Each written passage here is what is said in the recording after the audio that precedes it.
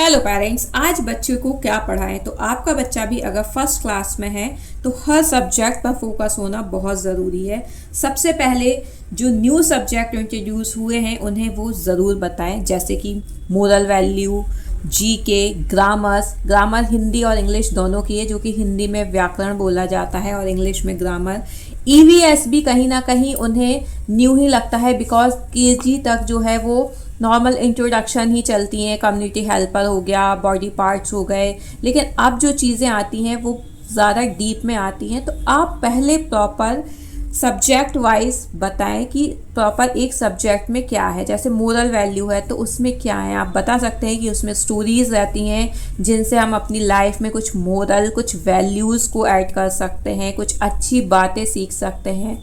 इस तरीके से जब आप समझाओगे तो बच्चा पहले तो अपने सब्जेक्ट में क्लियर होगा एंड देन फिर उसे पढ़ने में भी इंटरेस्ट आएगा। सो आज मैं यहाँ ले रही हूँ ईवीएस का पार्ट। तो आज मैं चाहूँगी कि ईवीएस का जो है वीक डेज में करवाऊँ, क्योंकि ये वीक डेज हम नर्सरी से ही बच्चा रीडिंग कर रहा होता है। स्पेलिंग्स याद नहीं होती हैं, बट नर्सरी में लर्निंग वाइज होता है कि Sunday, Monday, Tuesday, and KG में भी लर्निंग बेसिस पे ही होता है। लास्ट में स्पेलिंग्स बताई जाती हैं, तो बच्चे को इतनी इजीली वो याद नहीं होती। और वैसे भी जब ज़रा सा भी गैप होता है, मींस केजी के बाद एग्ज़ाम हुए, उसके बाद छुट्टी हुई, देन जब वो फर्स्ट में आता है तो वैसे भी वो पीछे का मोस्टली बच्चे भूल जाते हैं। तो उनके लिए रिवीजन के लिए आप ये पार्ट रख सकते हैं। तो यहाँ पर आप सबसे पहले जो है वो डेज की स्पेलिंग सिखाएं।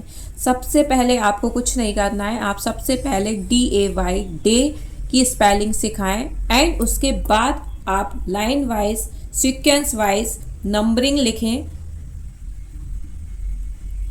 एंड देन फिर यहाँ से शुरू करें सन, SUN। तो पहले उन्हें बताते हुए करें आप कि SUN and DAY, this is Sunday. क्योंकि आप अगर एकदम से बोलोगे ना कि सारी स्पेलिंग्स याद करो, बच्चा कभी नहीं करेगा। और अगर उसने सारी स्पेलिंग्स याद कर भी ली ना तो वो कहीं ना कहीं हौश पौश कर जाएगा, क्योंकि बहुत सी स्पेलिंग उसे ये फील होती हैं कि सेम है। जैसे सैटरडे, संडे तो ऐसे शुरू होती हैं, तो वो कहीं ना कहीं कंफ्यूज रहते हैं। इसलिए आप प्रॉपर वे में सिखाएंगे, थोड़ा कम लेके चलें लेकिन प्रॉपर मैनर में चलें, ताकि बच्चा एकदम सटीक याद कर सके। ऐसा नहीं है हमें कि बस एक चीज़ कवर करानी है और कवर कराने के बाद फिर हमें कोई मतलब नहीं है। बाद में बच्चे को हम जब मीन्स जैसे आज मैंने वीकडेज कराए, आज से मैं 5 दिन बाद सेम चीज़ पूछूंगी तो फिर वो वही कंफ्यूज होगा, अगर अभी हमने उसको सही से फोकस नहीं किया तो ऐसे ही मंडे आप MON, मॉन डे। सो इससे वो क्या है, फोनिक्स का भी अच्छे से यूज़ कर पाएगा। फोनिक्स बच्चे ज़्यादा यूज़ नहीं करते हैं, उन्हें लगता है हम डायरेक्ट रीड करें, लेकिन इसमें भी आप उन्हें ये बोलें कि फोनिक्स यूज़ करना है, इसलिए क्योंकि जब भी वो न्यू वर्ड्स पढ़ें तो वो प्रॉपर पढ़ पाएँ, वो खुद से फोनिक्स का यूज़ कर करके पढ़ें।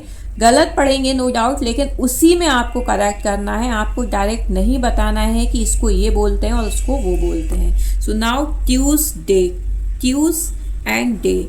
तो कुछ इस तरीके से आप अपने बच्चे को वीक डेज याद कराएं। वेट, अब जैसे ये जो स्पेलिंग है वो इतनी लंबी होती है, तो इसको भी आप 2 पार्ट्स में डिवाइड करें, वेट, नस एंड डे। सो बच्चे को 3 उसमें जब होगा ना तो वो इजीली याद करके लास्ट में फाइनल स्पेलिंग को लिख पाएगा। Now थर्स, THURS। इसमें ज़्यादा डिवाइड नहीं करना है, बिकॉज कर भी सकते हो आप 2 पार्ट्स में, बट ये एक ऐसी है कि एकदम से सीक्वेंस वाइज हो जाती है। अगर नहीं हो रहा है तो आप इसको THU करके RS एंड डे। तो this is Thursday. Now Friday, FRI and DAY. It's Friday. And at last Saturday. So this is Saturday. सो इस तरीके का पैटर्न अगर आप लेके चलोगे तो बच्चा कभी भी स्पेलिंग को याद करने से नहीं हिचकिचाएगा। बच्चों को जो सबसे ज़्यादा हैक्टिक लगता है वो यही लगता है कि स्पेलिंग्स कैसे याद करें। सो आप इन पैटर्न्स को आगे भी कोई भी स्पेलिंग याद करने में ज़रूर फॉलो अप करें, ताकि बच्चे को भी बर्डन ना लगे, वो भी ईजीली पार्ट्स करके स्पेलिंग याद करे, और जब फाइनली स्पेलिंग याद करे तो उसे भी कॉन्फिडेंस आए कि यार उसने सुना दिए, क्योंकि बच्चे में भी कॉन्फिडेंस डेवलप करना है हमें हमेशा बस यही नहीं करना है कि नहीं तुमसे नहीं होगा या तुम नहीं कर पा रहे हो। बहुत से पेरेंट्स के साथ होता है, इवन मैं भी कभी कभी बोलती हूँ, नो डाउट, बट हमें अपने आप को भी चीज़ों में चेंज लाने हैं। हमें ये बोलना है कि तुम इस तरीके से करो, डेफिनेटली चीज़ें होंगी। So I hope you like my video. If you like, please share and subscribe the channel for more. Thank you.